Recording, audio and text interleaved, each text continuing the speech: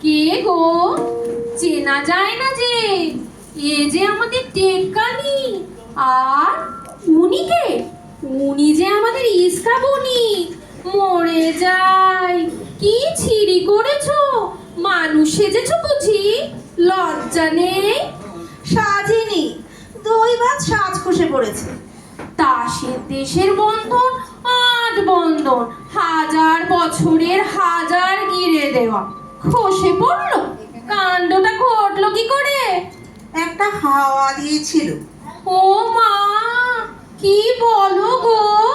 তাসের দেশের হাওয়ায় বাঁধন ছেড়ে আমাদের পবন দেবের নামে এত বড় বদনাম! বলি, একই মেলেচ্ছ দেশ পেয়েছো, যেখানে একটু হাওয়া দিলেই গাছের শুকনো পাতা খসে উড়ে যায়। সচক্ষে দেখো না দিদি, কি বদল ঘটেছেন আমাদের পবনদের। দেখো, ছোট মুখে বড় কথা ভালো নয়। আমাদের সনাতন পবনদেব তবে কিনা পুঁথিতে লিখেছে তার এক মহাবীর পুত্র আছে, তিনি নাকি লম্বা লম্বা লম্ফ দিয়ে বেড়ান। হয়তো বা তিনি ভর করেছেন তোমাদের পরে।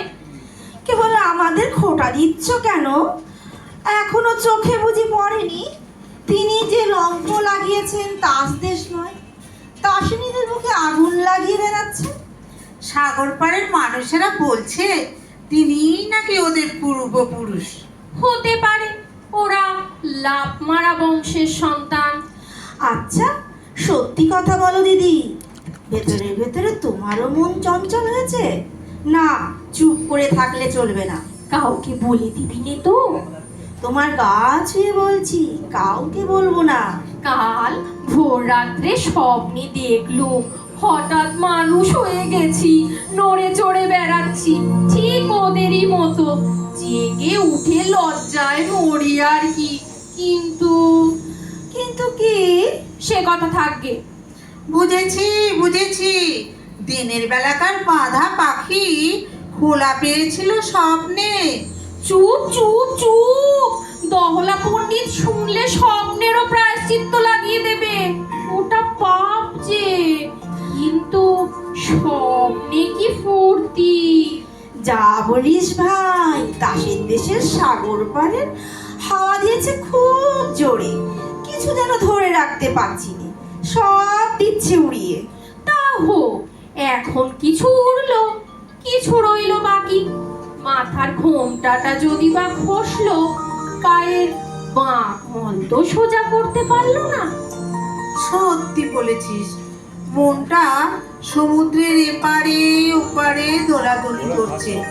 ওই দেখ না, চিন্তনের মানুষ হবার অসহ্য সব পারে না, তাই মানুষের মুখোশ পড়েছে সেটা তাজমহলেরই কারখানা ঘরে তৈরি।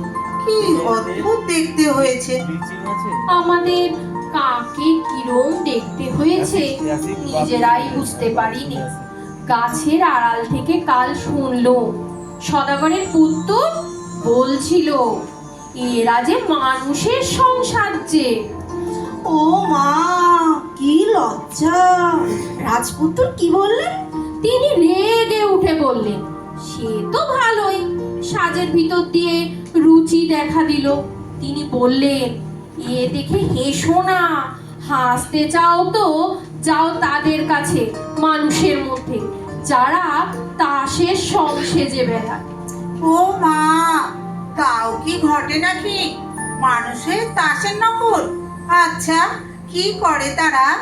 রাজপুত্তর বলছিলেন তারা রঙের কাঠি বুলায় ঠোঁটে, কালো বাতি দিয়ে আঁকে ভুরু, আরো কত কি আমাদের রং করা তাসেদেরই মতো। সবচেয়ে মজার কথা, ওরা খুড়ালা চামড়া লাগায় পায়ের তলায়। কেন? পদোন্নতি ঘটে, মাটিতে পা পড়ে না। এ সমস্ত তাসেরই ঢং, এঁকে দেওয়া সাজিয়ে দেওয়া কায়দা।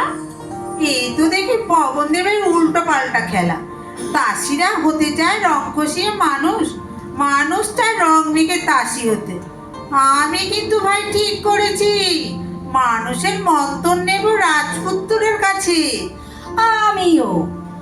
আমার ইচ্ছে করে, কিন্তু ভয়ও করে। শুনেছি মানুষের দুঃখ ঢের, তাসের কোনো বালাই নেই। দুঃখের কথা বলছিস ভাই? দুঃখ যে এক্ষুনি শুরু হয়ে গেছে তার নিত্য বুকের মধ্যে। কিন্তু সেই দুঃখের নেশা ছাড়তে চাই না। থেকে থেকে চোখ জলে ভেসে যায়, কেন যে ভেবেই পাইনি। পালাও পালাও, সম্পাদক আসছে। কাগজে যদি রটে যায় তাহলে মুখ দেখাতে পারবো না। ওই যে দল বল সবাই আসছে। বুড়ো নিমতলায় আজ সভা বসবে, এখানে আর নয়।